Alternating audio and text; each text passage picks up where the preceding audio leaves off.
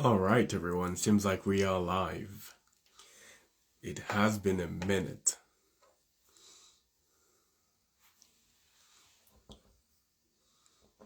So I'm going to take some time to arrive live. I'm going to take some time to let you arrive. It's been a long time. It's been a while since I've allowed myself to really step in and flow in this way. So let me welcome you. Wherever you are joining from, let me welcome you. And I am honored to engage with you on precisely what we will explore together today. This is completely impromptu. Please, as you tune in, let me know where you're joining from. Please let me know. I'd like to tune into how you are feeling in this moment. Maybe a few words. 1, 2, 3 words. We have República Dominicana. That's awesome. Cairo is in the room. Egypt is in the room. Egypt is in the room. Houston is in the room. Or do you say Houston? Or do you say Houston? I'm not really sure. But Texas is here. Saudi Arabia is here. California, Australia is here. Washington is here. So for those of you, if this is the first time, Cyprus is here. If this is the first time you are witnessing me live, you've probably noticed my accent.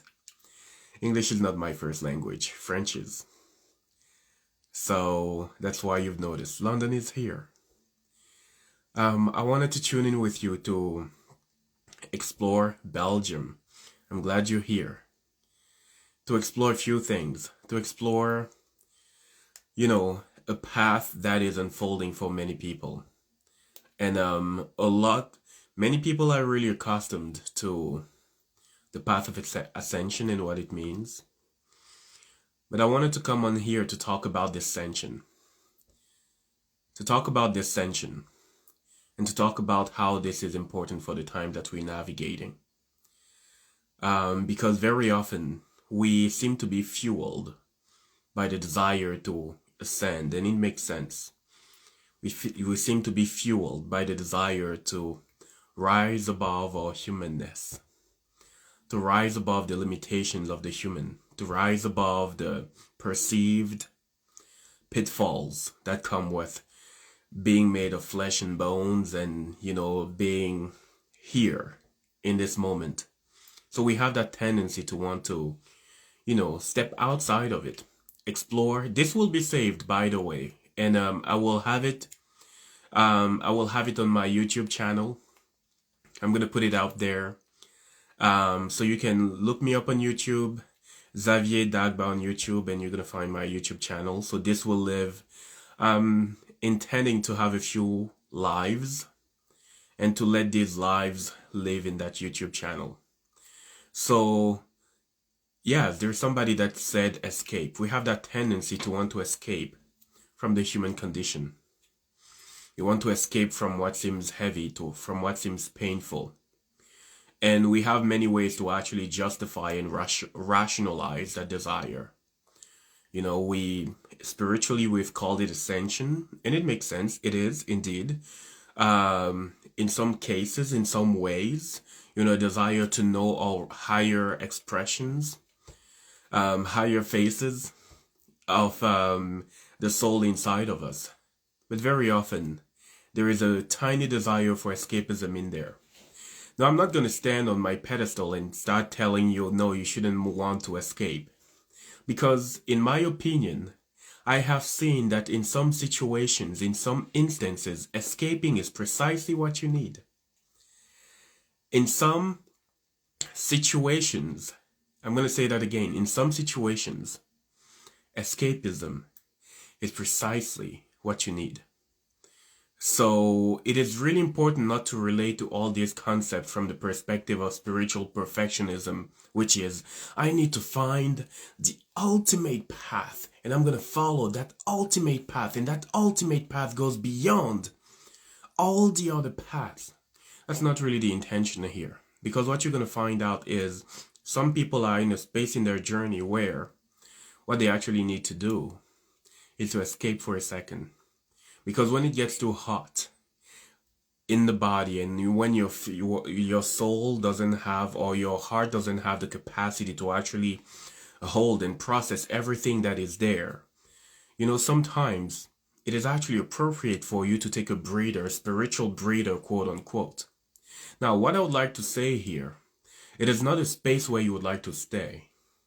Ideally, if expansion, if knowing more of who you are is truly your desire, it is not a space where you would like to stay. That space of spiritual escapism, some people would call it spiritual bypassing. That's not necessarily where you would like to stay. It is a survival mechanism, spiritual survival mechanism. And many have been kind of like staying in that place. They have been staying in that place because it can be challenging to accept the design to actually be fully here. That is one of the hardest things to accept. The hardest thing to accept is to actually choose to be fully here as best as you can. One of the hardest things to accept is not to, it is not even all limitations or conditionings. One of the hardest things to accept is making the choice to be fully here, as best as we can, as fully as we can, as fully aware as we can, as fully present as we can. So very often we make the choice to actually run, to escape. We make the choice to, how do you know you are not escaping? You are escaping and not accepting. One of the attributes of escapism is usually the refusal to be present with.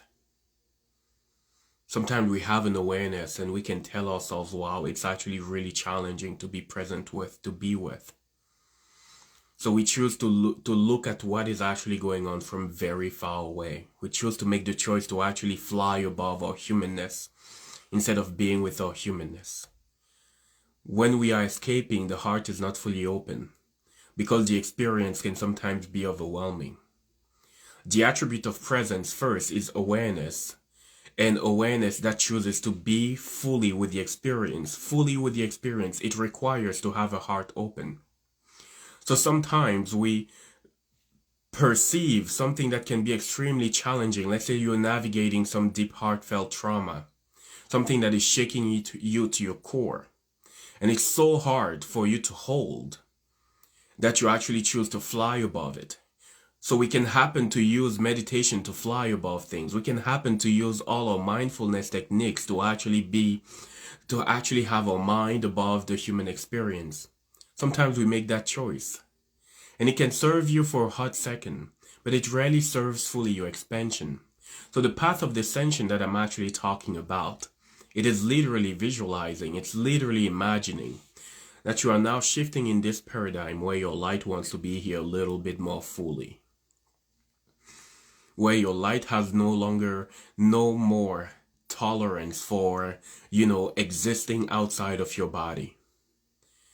I titled this video, The Path of Descension and the Modern Mystics, because in my opinion, we are navigating a paradigm where the monk on top of a mountain is being asked to make of the world, his or her new monastery. The monk on top of the mountain is being asked to actually go down in the world and to choose to make the world the new monastery. So we're navigating a paradigm at the moment where that light of yours wants to descend even more. And if you actually accept that path, it is so multi-layered, so multidimensional, and it demands that you illuminate on your way down. It depends that you illuminate so many of the things that impulsively you may have wanted to fly above, to run from. It demands that you illuminate even your capacity to perceive. It depends that you recalibrate your relationship with your own light. Somebody is saying, can you elaborate on spiritual dissociation and how it contributes to the lack of somatic experiencing? Absolutely. Spiritual dissociation here, the way we can understand it in many ways. Why spiritual dissociation? First, because, the way I'm understanding spiritual dissociation here is the use of spiritual practices to actually step outside of the human experience. It is wanting to exist from here up and not existing below as well. It is sometimes denying also the magnificence of the body. You can dissociate through meditation. It is actually so easy to do that. So many people, when they're in deep pain, they go towards meditation to actually tap out of the experience, to tap out of what the body is saying. So many people, when they are navigating deep trauma, there are some practices that can literally get you to disconnect from what is here. And when you are actually doing that, you're numbing one voice of inner knowingness that happens to be expressed through the body. So the person that said how spiritual dissociation can disconnect us from, somatic experiencing, it is actually literally what is going on. And can it offer some sort of temporary relief? Absolutely. And that expansion that we are seeking here is an expansion that demands prioritizing the infinite perspective of, how am I going to say this? It's like prioritizing the infinite game instead of prioritizing the finite game. The finite game of finding, immediate gratification. The finite game of finding relief right now. Instead of prioritizing on a grander scale the expansion of your heart, the expansion of your soul, and prioritizing getting into that place where you're embracing more of who you are. It is actually a path of integration rather than being a path of I want to say ascension in the terms of tapping out from what is here. And it can get us into that space where we are no longer in touch with the voice of the heart, no longer in touch with the knowingness that is sometimes beneath the emotional turmoil. And that is a very important part of the paradigm that we're navigating. Your heart, your body wants to be given a bigger space at the table of the leadership of your life. Your body, your heart, your body's consciousness, your DNA intelligence, it wants to be given a bigger space, bigger real estate at the table of the leadership of your life. I hope I'm not making it too confusing. But it's a deep intent that is really here. It is a big intent that is really here. So somebody said, how can we learn to feel and move through difficult sensations of the body like anxiety? I'm actually going to share this thing. Very often when light starts descending, I'm going to give you this analogy with the anxiety. Very often when light starts descending, what it often creates is a big deal of anxiety. And I'm going to give an imagery for what that anxiety can look like and feel like. I'm inviting you to imagine that you have called forth more of who you are. You have asked for it, prayed for it, meditated for it, intended for it, and it's here. That light is now descending. And I'm using a lot the word light, and you can honestly, in the way I'm relating to this, use light or consciousness, very interchangeably. Because to me, light is an attribute of consciousness. What do I mean by that? Imagine, for example, that let's just take the attribute of the observer. Imagine you're this observer that is observing this electron. This will be saved on my YouTube, actually, yes. It is the presence of the observer, meaning the consciousness of the observer, that will get the electron to move from, wave to particle. It takes the presence of an observer to actually collapse something into matter, meaning that presence itself illuminates what used to be invisible. So I'm going to say this differently. That consciousness that is descending, you can see it as light if you choose to. And sometimes when more light wants to be embodied, there is a tension that it creates when we are not willing to align with the speed of that light. Let me put it differently. Let's say you have an intention to, for example, heal, to reclaim more of your power.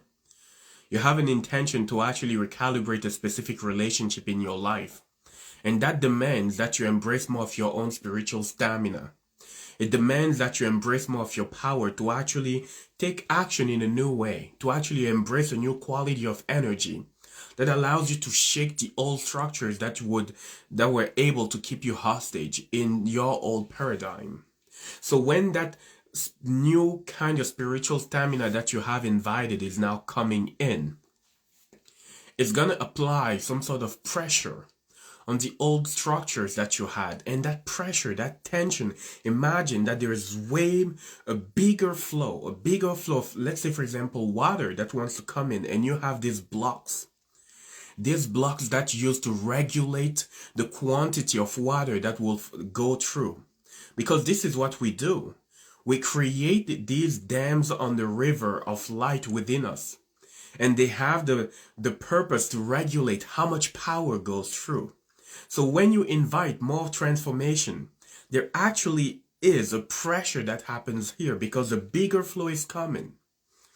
And very often, anxiety is the tension that is here. And that tension that is like, holy shit. Anxiety is actually a very powerful teacher, very powerful guide. So that tension is happening here, asking you to give some loose, to let more of that power descend, to let more of this flow so that you may actually have in your hands the stamina necessary to make the new choices that you need to make. So very often what happens is that anxiety happens to show up. It comes up. And in my opinion, one of the beautiful ways to allow yourself to decrease the grip of anxiety is not only to listen to it, not only to work somatically with it, but it's also to give permission to literally get into that place where you're willing to surrender.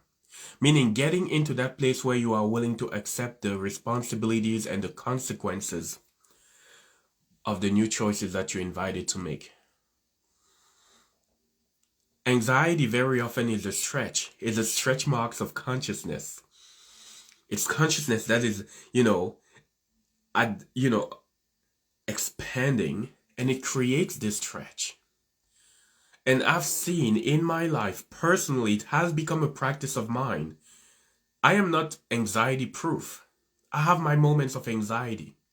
And very often when they happen, I ask myself, what is the intuitive guidance that I've been receiving but ignoring? When anxiety shows up for me, I'm going to sit down literally and write down what are the intuitive invitations that were given to me, but that I refuse to take action upon. And I usually, in that moment, while I'm experiencing it, I'm going to send a message. I'm going to put things in motion. I'm going to call that person that I didn't want to call. I'm going to lean in all the ways. I'm going to invite that conversation that I didn't want to have. I'm going to put things in motion. And sometimes we have a tendency to disregard the power of taking aligned action in a way that is tremendously sobering, but that brings us back to our integrity. We very often underrate the power of that in its capacity to actually alleviate the anxiety that we are navigating. Very often we do that. So there's something powerful when you begin to ask yourself, what are the intuitive nudges that I've been receiving over the last little while? And I've been disregarding them. And I have not been willing to pay the price. To pay the price of expansion.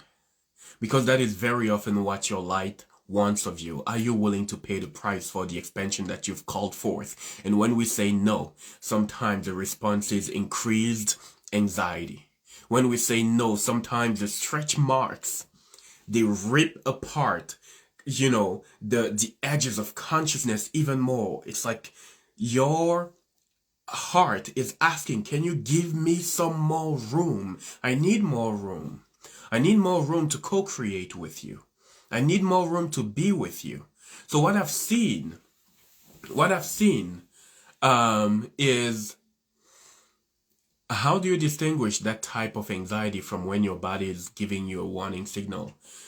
In my opinion, I put them all in the category of a warning signal.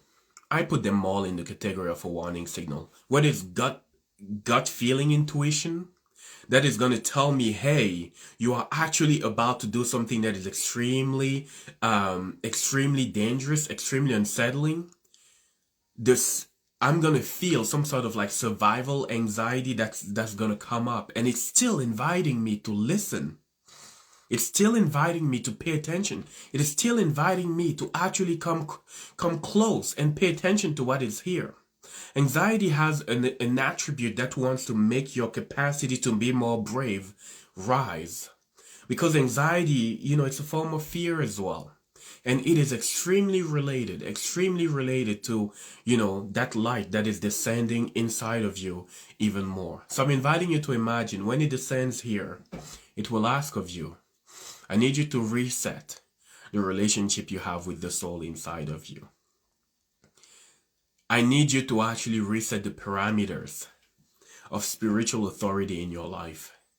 When that light descends inside of you, when you accept the path of descension, meaning you're willing to give more of the authority in your life to your connection with your own soul. To your connection with your own soul. What it is actually going to happen is you're going to feel that it demands a recalibration. Can you actually trust me more than everyone else in your life? Are you willing to make of me, says your light, are you willing to make of me the major authority in your life? Are you willing to do that? And when it descends even more, that light of yours is going to ask the question now, hey, I need to tear down all the veils of denial. I need to tear down all the illusions that are still keeping you trapped. I need to do that. I need to disrupt, to illuminate your perception in a way that makes more of your power available. And very often what we do here, we step out of denial when there is that light that is descending even more. We step out of denial. We demand more transparency. We demand more truth. When you step out of illusion, what you demand more from the world is actually, hey, I want to see the truth. I wish to see the truth. I wish to see it. So that light is going to be asking that of you. That's your path of descension. It's your own light that is going downwards. Descension is the polar equivalent, if you wish, of ascending, and it's wanting to go from down up. Descension is actually light willing to be integrated even more into who you are. And when it gets down here, it's going to ask you the question, are you willing to say yes in all the ways you can? Are you willing to surrender in all the ways you can? Are you willing to let your human will merge with your divine will in all the ways you can? Are you willing to invest your willpower into being in more alignment with your own light? Are you willing to do that? Are you willing to be more intimate with me and to make the choices necessary to do that? Says your light. It is asking that of you. Are you willing to be in a space where you express more of your truth? Are you willing to be in a space where you let your truth dictate your experience and the choices you make? It's going to ask that of you. Are you willing to align with that perspective? This yes here is asking a whole lot of spiritual stamina to be able to say yes to this. Are you willing to give me a little bit more room at the table of the decisions inside your life? And when it descends inside of your heart, I have a teacher that often says, if Samira says, descension feels like an unraveling of all that is not aligned. Absolutely. When you descend actually here, that light descends here, it wants to illuminate even more the parts of you that you haven't been able to love. It's going to bring up to you, hey, here are all the parts of you that you haven't been able to love. And because you haven't been able to love all these parts of you, you have not been able to embody more of your light. So when it descends inside of your heart, it's going to illuminate the parts of you that you have a hard time forgiving because of what happened to you. It's going to illuminate, the hurt that you're still carrying in your heart. It's going to ask of you to alleviate the burden of your heart. It's going to ask of you to do some heart-centered clearing in here as best as you can. When that light of yours descends inside of your heart, it's going to be like, hey, you want to embrace more of your power? Great. So I need you to love this part of you. And I need you to fall madly in love with your inner child. And I need you to fall madly in love with some of the experiences that shaped you. You want to be more in your power? Hell yes, you do. Okay. So you cannot exclude all the parts of you that had to endure hardship in order to bring you there. You cannot possibly embrace your power and cast out all the parts of you that brought you here. So I need you to embrace self-compassion, says the light. I need you to learn how to expand your heart to include all of them, include all of them, include all of them. So very often this is what happens in that path of descension. And the next step, when your light wants to descend even more, it's like, hey, are you still doubting your worthiness? Are you still doubting it? Is your self-esteem still conditional to approval that you may receive from the world, from your tribe? Is your self-esteem still, conditional to being understood by your tribe? Is your self-worth still dependent on the level of approval that you get from the external world? Somebody says shadow work is a path of illumination. It is indeed. It is you descending light. It is you literally descending light. It is you choosing to descend light. So when you do that, in these new places, there is a recalibration of your humanness that is necessary. A recalibration of what others would call your lower self. The part of you that lives in 3D. And the part of you that is actually proud of, I'm going to say that again, the part of you that is actually proud of living in 3D. Because very often, because of the social, because of, all the ways the spiritual paths have been developed on social, people have been romancing 5D. They've been romancing that.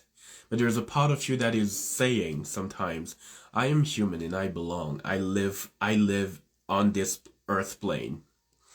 I am human and I chose to be here. I was meant to be here. And since I am human, says that part of you that we often call lower self, I am in charge of all the decisions that you have to make here. At the very least, I am the one dealing with some of the big consequences of the relational decisions that you're going to make, of the financial decisions that you're going to make. Says that part of you. I am going to be the one dealing with the consequences of you choosing to shine your light and to quit your job. I am the one that has to deal with that.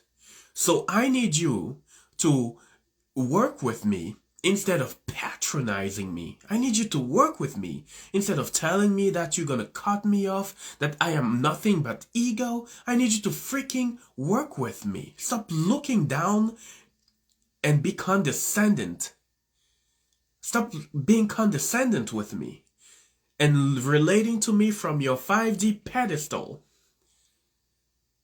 Says that human self, lower self, and that part of you is like, okay, I need you to help me recalibrate how we are operating in this world in a way that can make room for this light that you are selling me into. I need you to help me recalibrate that. I need you to let me see what it means to be more in touch with this light of mine when I'm dealing with my friends, co-workers that I'm having a hard time with. I need you to show me what it looks like to recalibrate my needs in a way that make more room. In a way that makes more room for my light. I need you to show me. Stop patronizing me, says the ego. Because I have a saboteur that I'm going to send your way. This is going to be saved. You're going to find it on my YouTube channel. I have a saboteur that I'm going to send your way. If you try to keep patronizing me, I am fucking tired of being patronized, says your human self. I am really tired of being patronized. I need you to show me. I need you to show me what it looks like to embrace more of my light in this human paradigm. I need you to introduce me to the new human that is more in touch with his power. What does it look like? Let's recalibrate things. What are the new values that I need to embrace? What are these new values? What do they look like? Tell me what it looks like to uphold my boundaries in relationship. Show me what it looks like to be able to make these new empowering choices. And can you forgive me for all the ways I didn't know how to uphold that? Can you actually forgive me? Or are you going to keep patronizing me? Says your human self.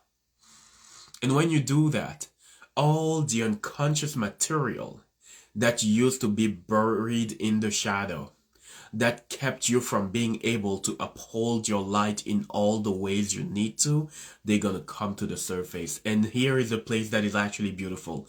The generous shadow makes its entrance more fully. And I'm using the generous shadow here with caution, because we often relate to the shadow as this part of us that is just like a pain in the arse that wants to make our life hard.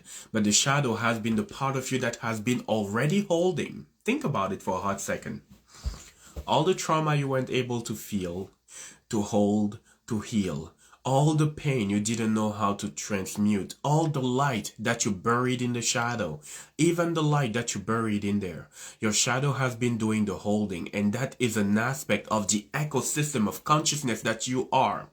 There is a part of you that already knows right now how to hold all the pieces of you that you didn't know how to hold. That part of you has been doing the holding. And that part of you has been doing that generously. Even holding the parts of you that would get you to be abandoned, that part of you has been holding that generously. And when you actually choose to, do the work of inner illumination that we call shadow work, which is really a path of descension, descending your light, the shadow is like celebrating that you're ready. I often relate to the shadow as the dark face of your higher self. The part of you that has been holding the aspects of your humanness that you weren't ready to love and to have compassion for. And the part of you that has been holding the light that you've been trying to disown and to get rid of. That is your shadow. And when it comes close, it wants to hand it back to you. Now it's yours to hold consciously. It is yours to hold consciously so that they lose the capacity to hijack you. The shadow is going to give back that information, raw data, that you're going to work now on, transmuting, linearizing if you wish, becoming intimate with, so that it loses the capacity to sway you from your path. And this is, in my opinion, the path of like practical mysticism that we are embracing. What do I mean by that? I mean somebody that chooses to relate to the world while being fully in touch with their light. Relating to the world while being fully in touch with your power. Relating to the world in a way that no longer has the capacity to shut down your heart. This is the path that we are embracing. That's the path of descension. It is basically the monk getting down from the mountain. It is the monk getting down from the mountain because the world has become the new monastery. The world has become the new monastery, and this is the journey. This is the journey that these times are inviting.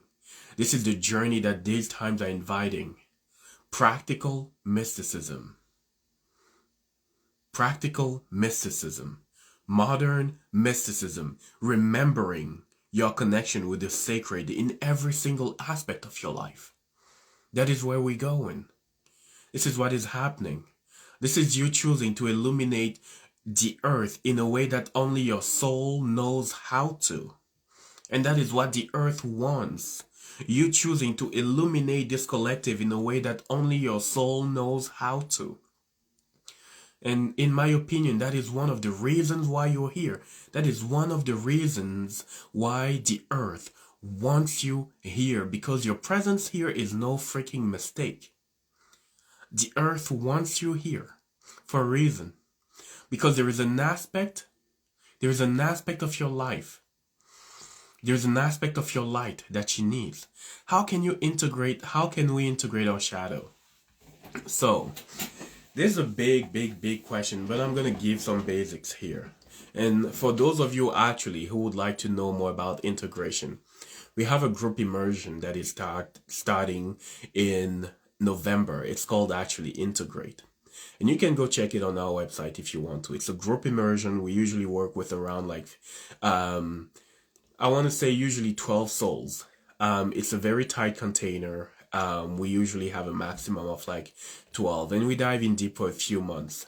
And usually between two equinoxes, meaning, usually we dive in there for the winter, and we emerge, around the second equinox, around the spring, I'm going to say. But here's where I would like to go. Integration, integrate. It is, if you want to understand integration, what is really important first, it is to understand the root of integration, which is integrity. And if you go to the Latin root of the word, it's going to be more like entirety, reclaiming your wholeness. It is about bringing together. It is about bringing back into that state of oneness. That is what integration is about. The word itself can teach you about what it truly means. And now that you understand what integration means, there is something that is somebody says integrate equals into greatness. I love that. Here are a few attributes of integration that are necessary. The first aspect, in my opinion, is always radical honesty. Curiosity, awareness that invites curiosity. And that kind of awareness demands radical honesty. When you have the radical honesty to ask yourself the questions, what are the parts of me that I usually hide in relationships?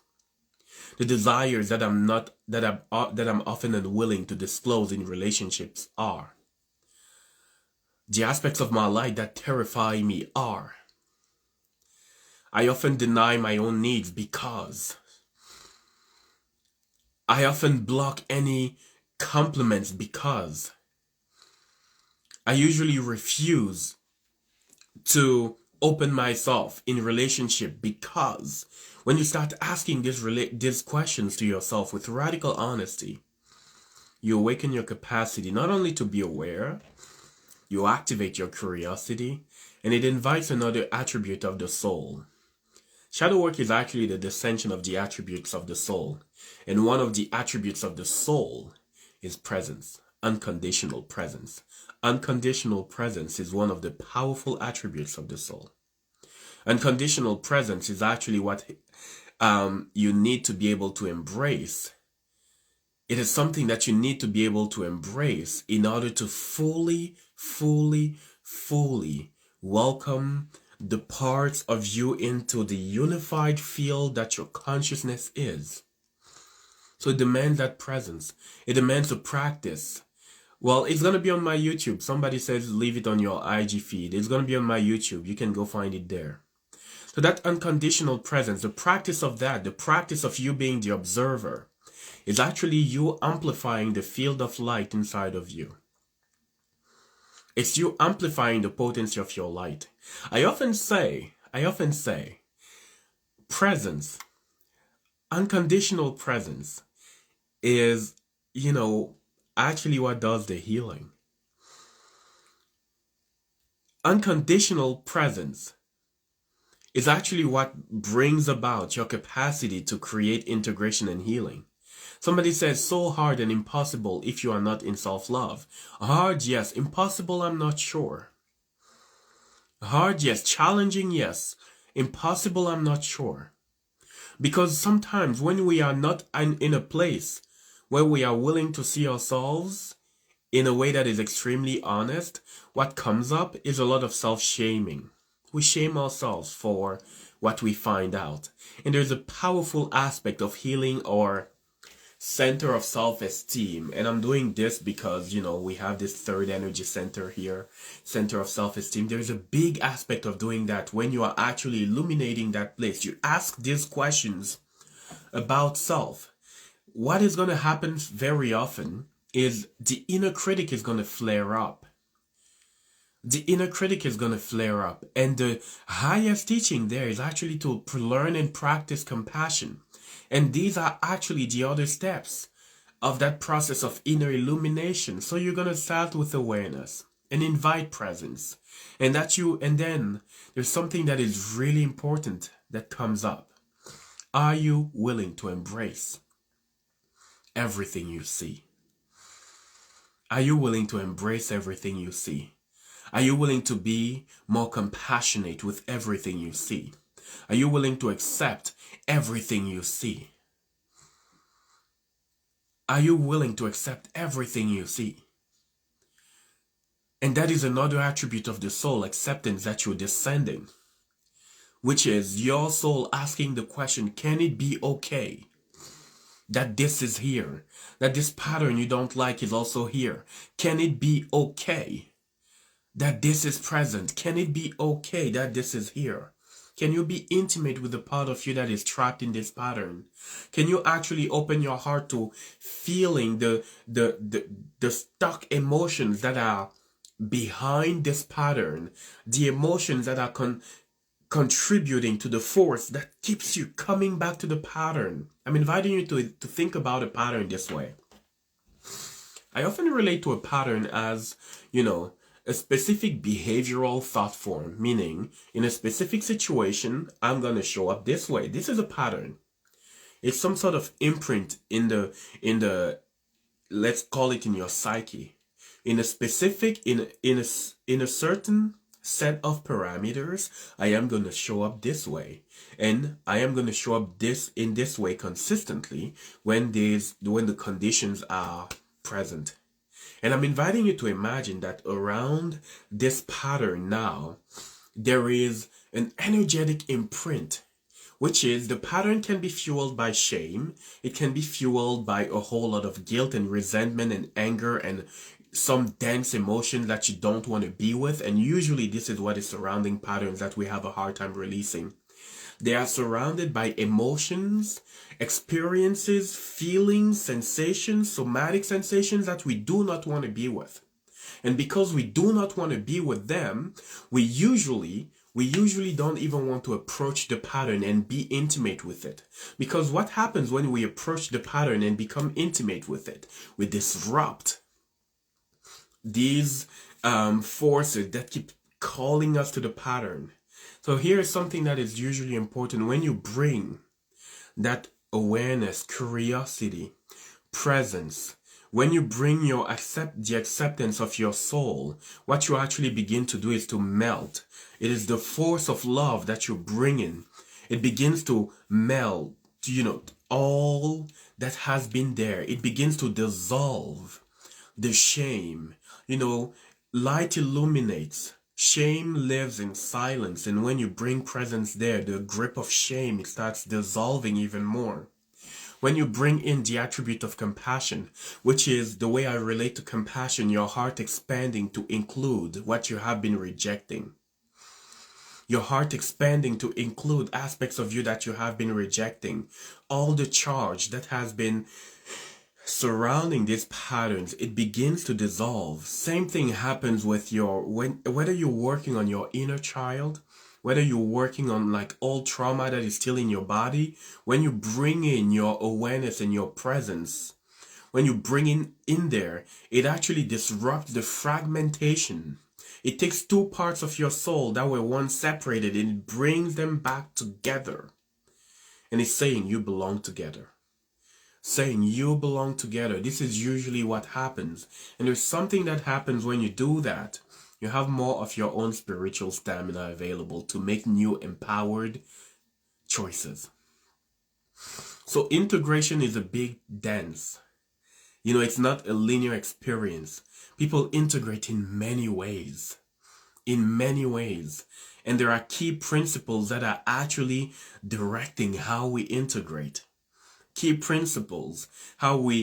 Integration is an experience of inner reconciliation. Inner reconciliation. What if you don't know what you need to work on? Usually your triggers are going to tell you. Usually people in your life that are giving you a hard time, they are what you need to work on. Usually the inspired ideas that you're unwilling to surrender to, this is what you need to work on. Usually your tendency to self-sabotage, these are things to work on. Usually the resistance that is still in your body, this is what you work on. The triggers that are caused by people around you, this is another thing you work on. This is usually how the shadow is calling your voice. There are so many ways to know how to work on, what to work on. And if there's anything in this conversation that just resonated with you, and you know, wow, I get to expand there, and I would start there. So I'm going to say one thing before we close today.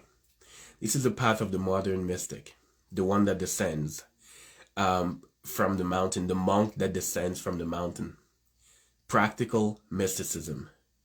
This is the yearning. This is the call of the earth at the moment. Practical mysticism.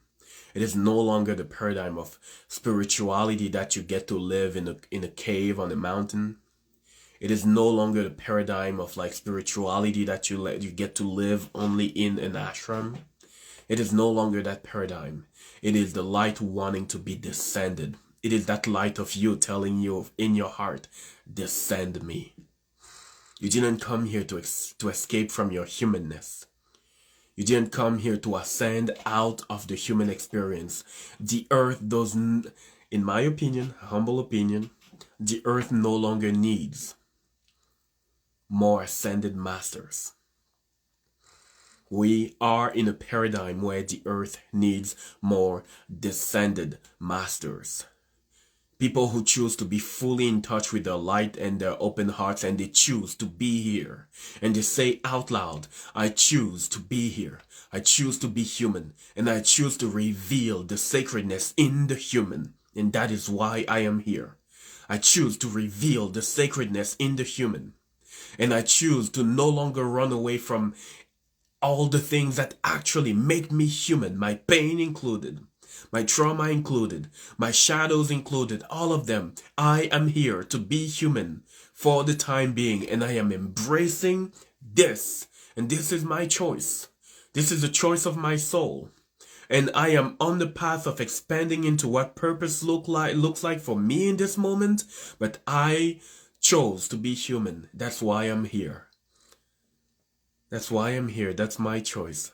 Says the human inside of you. There's a deeper alliance that wants to be formed between human and master inside of you. And that is the path of descension.